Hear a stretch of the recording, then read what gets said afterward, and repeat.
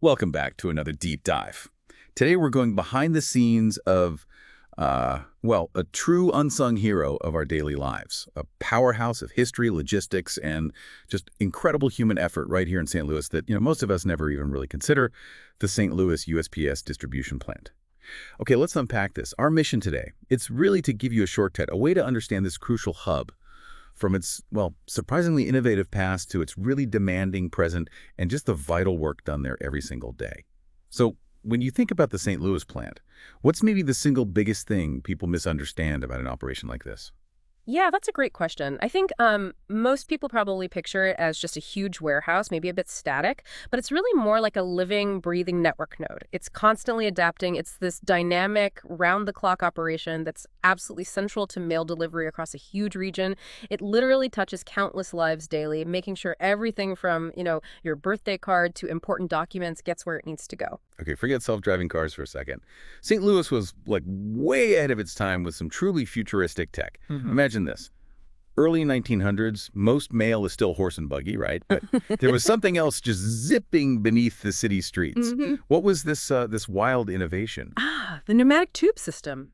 Yeah, it operated briefly between 1904 and 1917, and it wasn't just some quirky historical footnote. It really highlights how the Postal Service, even way before the internet, was fundamentally an information network, always battling distance and speed. You had these canisters zooming along at 30 miles per hour, connecting key points. It shows this kind of forgotten lineage of logistical innovation, really challenges the idea that disruption is, a new thing. So why did it stop? Well, they discontinued it by 1917. Basically, motorized mail trucks just proved way more practical, especially for a growing city like St. Louis.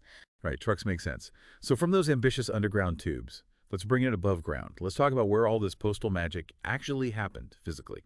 The first main post office in St. Louis that was housed in the really grand U.S. Custom House and Post Office, built between 1873 and 1884, down at 8th and Olive. Postal operations stayed there for decades, actually, right up until 1970. A long time. Yeah. But the real game changer, that came in 1937. The opening of a new main post office and processing plant at 1720 Market Street, right near Union Station. This was a New Deal-era construction, and it wasn't just for local mail. It was purpose-built as a regional distribution hub. Mail, supplies, everything across the Midwest and Southwest. Yeah. And get this, just 2 years later, 1939, they already had to add the Clark Avenue Annex to handle the rapidly growing mail volumes. Wow, that fast. Yeah. So how strategic was St. Louis's location for playing that kind of regional role? Oh, absolutely pivotal. I mean, St. Louis's geographic location, right in the center of the country, it was perfect. It could efficiently serve as this nexus point for mail moving across multiple states. The whole design was about consolidating and dispatching just vast quantities of mail and goods. It really made it an indispensable part of the national postal network. Okay, fast forward to the 1970s. This downtown processing center gets a massive expansion, a modernization. They built this new windowless addition. Yeah. And it was so large they actually had to close a whole block of 17th Street. So today, this facility, which we often call the St. Louis Processing and Distribution Center, or PNDC, it literally takes up an entire city block. Huge footprint. Right. Now, jumping closer to today, the 2020s, the St. Louis PNDC has definitely faced its share of, let's say, operational challenges. There was a 2022 USPS audit, for example, that found issues like staffing shortages, scanning errors, and thousands of late or canceled transport trips. Yeah. Big numbers. And because of continued mail delays affecting customers in Missouri and Southern Illinois, local lawmakers are actually calling for a fresh OIG audit of the plant by 2025. So how do these kinds of challenges fit into maybe the broader picture for the Postal Service nationwide? Yeah, it's important to see these challenges not just as isolated incidents in St. Louis. They're really part of the broader ongoing evolution of the entire USPS. I mean, like any large essential service, it's constantly grappling with modernization, funding, resource allocation, and of course the ever-changing demands of, a digital world competing with physical mail. But the St. Louis PNDC's role, it remains absolutely critical to the network, even as it, navigates these really complex operational pressures. Okay, so we've covered the past. Quite a bit of history there. But the sheer scale of the St. Louis PNDC today, it's almost mind-boggling. When you talk about its current operation, what's a number or maybe a fact that usually surprises people the most about its size and scope? Well, okay, consider the building itself. You mentioned the city block. It's around 1 million square feet of space.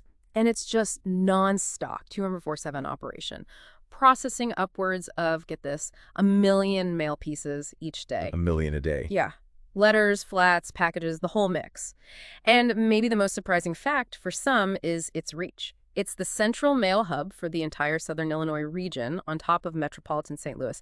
So essentially, almost all mail from that pretty big area funnels through St. Louis for sorting and routing. Wow. Yeah.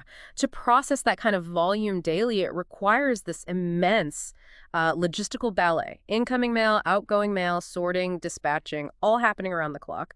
This facility is just a vital artery in the bigger postal network. It keeps things flowing for literally millions of people. And who makes this incredible feat happen day in, day out? Yeah. It's hundreds of employees, right? Across multiple shifts, different jobs, or crafts, as they call them. Exactly. And what's truly remarkable is the constant coordination, the interdependency among these different crafts. Each role is vital, and they have to work together in this really complex sequence to keep the mail moving efficiently. So can you break down some of those main roles for us? Sure. So first, you've got the mail handlers. Think of them as the backbone, really. They're unloading the trucks, moving the heavy sacks, the pallets, the big containers of mail. They prepare bulk mail for sorting, operate industrial equipment like forklifts, conveyor systems, handling the heavy stuff. Okay, the heavy lifters. Pretty much. Hmm. Then you have the mail processing clerks. Their role is more about operating the automated sorting machines, the ones for letters and flat mail. But they also do manual sorting, traying mail, overseeing labeling, scanning, routing things to the right destination, maybe down to the specific local ZIP code. So high-speed machines, but also detailed manual work. Precisely. And then absolutely essential, you have the maintenance technicians and mechanics. This team basically keeps the entire massive facility running safely. They repair and maintain those complex sorting machines, fix conveyor belts, service the vehicles, and just ensure the building itself, including its fire and safety systems, is in good condition. And that's especially critical in a large, older facility like the one in St. Louis. Right, you can't have breakdowns when you're processing 1 million pieces a day. Exactly. And finally, you have the motor vehicle operators, the truck drivers. They are the crucial link moving outward.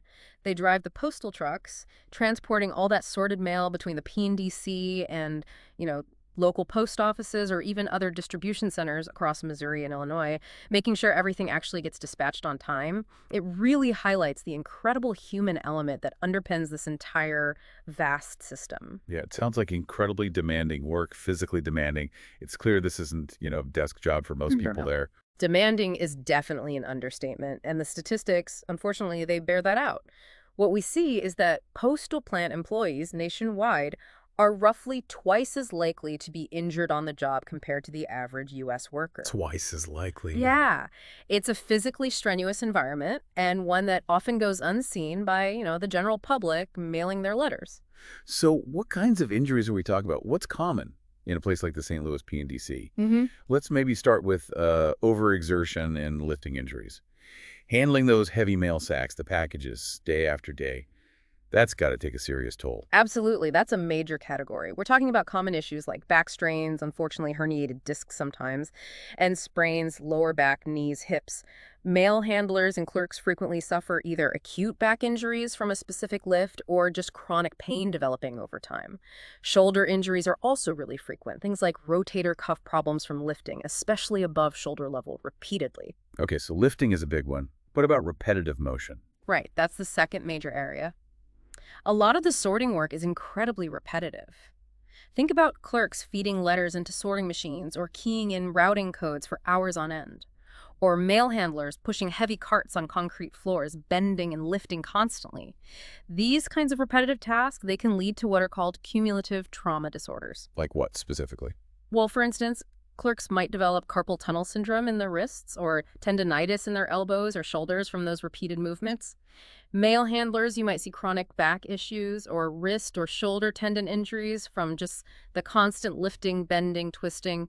These repetitive stress injuries, or RSIs, they're a really well-recognized problem in the industry. It just comes from prolonged standing, bending, sorting huge volumes. Okay, and then what about accidents? Slips, trips, equipment?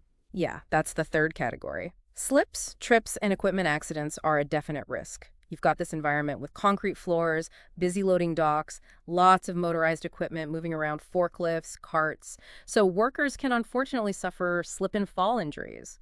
Maybe tripping over a stray package, slipping on a sleek spot on the floor. Those can result in anything from bruises to fractures or even concussions if they hit their head. And less common, thankfully, but still possible, are more serious accidents involving machinery or vehicles. A forklift collision or someone getting a hand caught in a conveyor belt. Those can cause really serious trauma. Man, that sounds tough. It really underscores the critical challenge these facilities face. How do you balance that need for speed and efficiency with ensuring employee safety? It just highlights the profound importance of having really robust safety protocols, proper ergonomic setups, and continuous safety training. It's really about mitigating those inherent risks for this incredibly dedicated workforce. It requires constant vigilance, really, to protect the people who keep our mail moving. So what happens when these injuries, inevitably occur? This is where maybe the positive impact of specialized care comes in and how federal injury specialists can really make a difference for these workers. We should mention the Department of Labor's Office of Workers' Compensation Programs, OWCP. That's the system that provides benefits to federal employees hurt on the job. Right, and navigating that system can be complex. Exactly, which is why we have some really realistic success stories. They kind of highlight this journey from injury back to recovery, often with support from clinics and doctors who are specifically trained in that whole OWCP process. Okay, so let's take John. He's a veteran mail handler, maybe in his 40s. He injured his lower back, a herniated disc, while lifting a heavy mail sack. Pretty classic injury, right?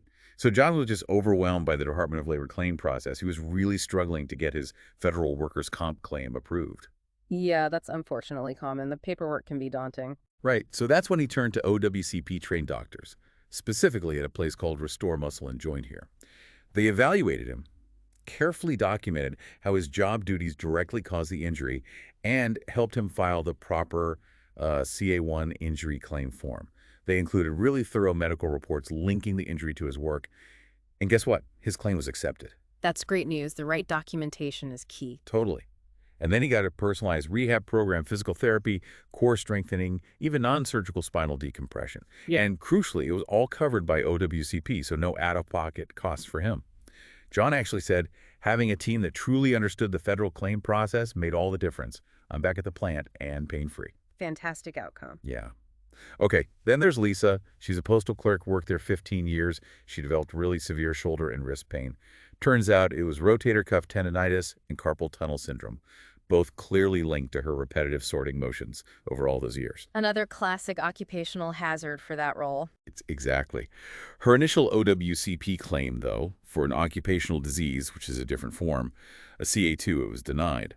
They said there wasn't enough medical rationale connecting her job to the condition. The burden of proof for cumulative conditions can be higher. Right. So a St. Louis orthopedic specialist, also familiar with OWCP, confirmed the link, showed how her specific work tasks led to these conditions. They helped her refile that Form CA2 claim with the proper documentation and medical evidence. And this time, it was approved. Lisa ended up getting corticosteroid injections, a custom wrist brace, physical therapy focused on strength and better ergonomics. And she actually avoided needing wrist surgery, which was great. She could resume her duties, maybe with some modifications. Her quote was, "They knew exactly how to handle my OWCP claim and therapy. I can work again without constant pain." That's another great example of getting the right support. Avoiding surgery is a huge win, too. Definitely. And one more, Mike. He's a maintenance technician at the St. Louis plant. So years of climbing ladders, kneeling down to fix machines, just walking constantly on those hard concrete floors. It led to osteoarthritis in both his knees.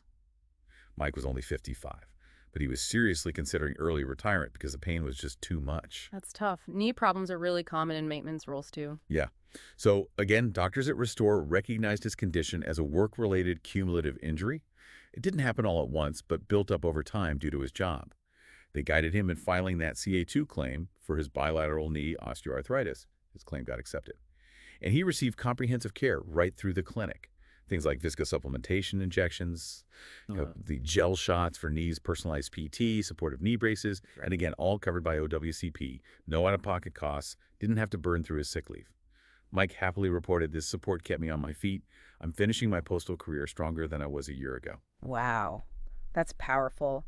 These stories, they really vividly illustrate how crucial proper medical support is. But it's not just the treatment, it's also that expert guidance through the often confusing OWCP claims process.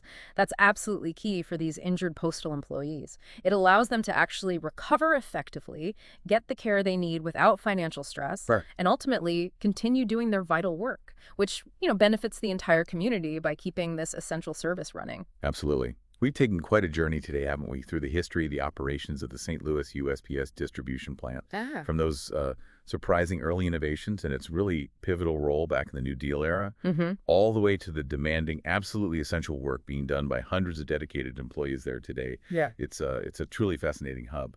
It truly is. And despite the challenges it faces, which are real, the facility's essential mission and just the resilience of its workforce, it's undeniable. They are such a critical part of the infrastructure that connects all our communities, Mhm. ensuring that communication, commerce, personal connections, they continue to flow. Their work is really a testament to perseverance in the face of just immense logistical demands. So maybe next time you mail a letter or you get a package delivered to your door, just take a second and consider the incredibly complex journey it takes.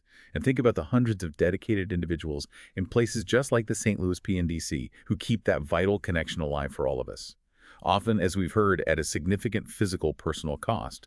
If like you think, what does it really mean to ensure such a massive essential service continues to operate despite all its challenges? So, And how does the well-being of its workforce, the people making it happen, actually impact all of us? Something to mull over. Thank you for joining us on this deep